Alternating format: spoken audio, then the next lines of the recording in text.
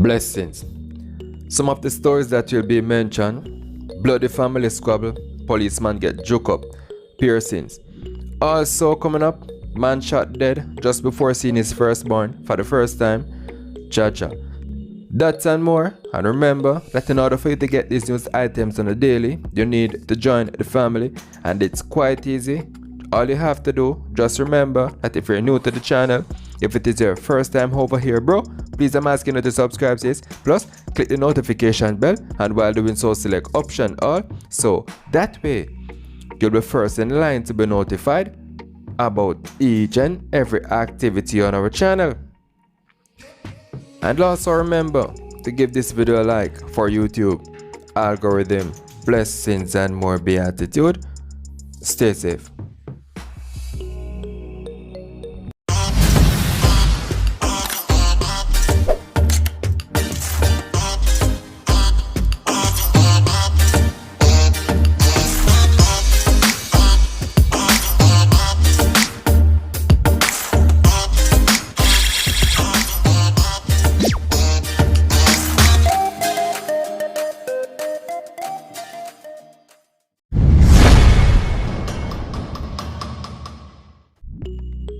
A retired policeman has been admitted to hospital after he was pierced and beaten on Sunday, the burial day for his deceased brother Earl Lewis, reportedly over a growing dispute surrounding a minibus the latter operated.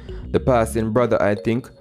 Residents of Fernhill District in Lawrence Tavern condemned as disgraceful the family brawl, which led to the use of a machete and a shovel to inflict several serious wounds. Tell about when people fight over deadlift who claim what does not belong to them. According to one resident, the bus is not completely paid for, and the loan company previously repoed the vehicle due to unfinished payment, which was corroborated by a sister of the former policeman.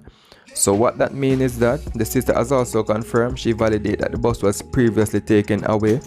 She told the media that the former cop owned the bus, but the deceased used to operate it. He was the driver of the bus. But the former policeman was away overseas and got the news that his brother has passed, so he presented himself in representation of the bus, and according to the sister, that is in defense of the ex-cop. I hate the rest of the family members them carry because the man is here to claim his property. The sister also added that the bus was repossessed shortly after Lewis' April 2 death, so the tension had been brewing for some time. And the brother that flew down from abroad, the rightful owner of the bus, the one they attacked, he is now admitted he cannot walk and is feeling lots of pain. Look like them did one bird, the two of them one time. Use one stone and kill the two birds. The doctor said he's not supposed to eat anything because they're going to be doing more tests and x-rays, etc. He received injuries mostly to his head and side. The first time when he was attacked, it is said that he was taking a picture of his deceased brother's house when a family member ran out of that same house and attacked him. Lewis, who reportedly died of natural causes, was buried at Meadowrest Memorial Gardens. It is also said that after the burial, the police had to be called to the community because the rebellious side of the family was planning to beat a few more from the humble side. The Lawrence Tavern police are currently probing the piercing incident. Yeah man, them the joke him out of something over him on a bus. I wonder for the doctor. Anyway, earlier this year, Police Commissioner Major General Anthony Anderson warned persons against plots to kill or harm family members or people close to them. And the warning came against the backdrop of the shocking murder of banker Angelo Garwood inside a church in Falmouth, Trelawney on January 31. The police have indicated that their investigation has since shown that the killing stemmed from a family dispute gone sour, like this minibus incident and many others, where family members have turned to arranging and premeditating their killings over property, wealth, or other items. Like I always say in some of my contents, my videos, even things that are of sentimental value.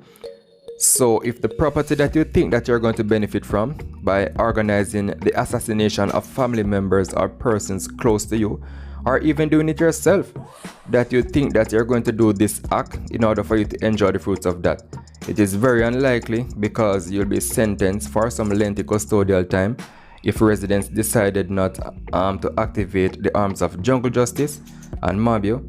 Some of us need to think and see that crime is a self-mutilation mission. Your participation in crime is your funeral arrangement. Simple. So leave a comment and make your opinion count down in the comment section. 30-year-old Franze Booth, alias Cheese, of Franklintown, Kingston, had exciting plans to meet for the first time his son, who was born prematurely 2 weeks ago. But on Monday, a day before Franze had planned to meet his first child who had been in ICU, the intensive care unit, he was chased by 2 men aboard a motorcycle and was shot multiple times. He died on the scene.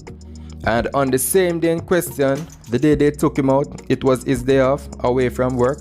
So he planned to use the same day to visit his son for the first time, due to the fact that the baby can breathe on its own. His sister, Francine Booth, said her brother was an easygoing person, and it was the police who informed her about the incident shortly after the catastrophe went down, because she is currently working from home, so she was fully focused on her online job. According to the police, about 4 p.m. on Monday, Franze, who was a porter at the Bustamante Hospital for Children, was riding a motorbike when he was attacked by 2 men aboard a motorcycle. The men opened gunfire at him, and in an effort to elude his attackers, he turned onto Liverpool Street and ran into a premises where the men followed and continued firing at him.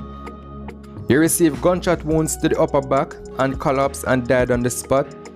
The shooters made good their escape, leaving behind a grey helmet, 5 9mm live rounds, 2 9mm spent casings, 1 blood sample, and 1 swab sample from a bike helmet were retrieved from the scene.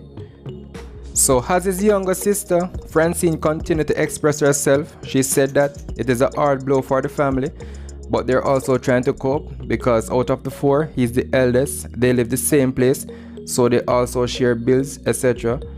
And here are some statistics. The Kingston Eastern Police Division, up to May 19, recorded 28 murders, and that is an increase of 56% when compared to the corresponding period last year. There have also been 30 shootings in the division so far this year, also an increase, 14 more than the corresponding period last year. So leave a comment and make your opinion count down in the comment section.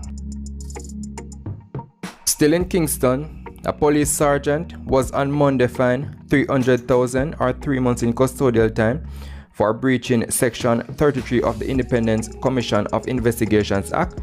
Sergeant Gilbert Smith was sentenced in the Clarendon Parish Court following the March 29 ruling, where he was found guilty of the offense. According to Indicom, 3 results were made of Smith to furnish a statement to the Commission concerning an investigation into an assault on September 16 of 2016.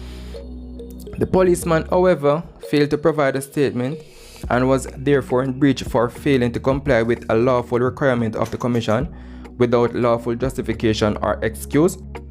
Presiding Judge Dale Staple outlined that deterrence, punishment, protection of society, probity, transparency and cooperation of the membership of the police force is vital to the process of oversight. The conduct of members of the force can stand up to scrutiny, so the judge found that Smith's repeated failure as someone in a supervisory position to provide a statement requested by Indicom sent a bad message to squaddies below his rank. Staple added that there was the need to send a strong message that Indicom notices are to be complied with. It is not an option, so the non-compliance will not be tolerated. And with that being said, the Sergeant's Counsel gave a verbal notice of his intention to appeal the ruling. And we are not finished yet, because I want you to leave a comment and make your opinion count down in the comment section. And most importantly, remember that if you're new to the channel, if it is your first time over here, please I'm asking you to subscribe. Plus, click the notification bell, and while doing so, select option all, so that way you'll be first in line to be notified about what?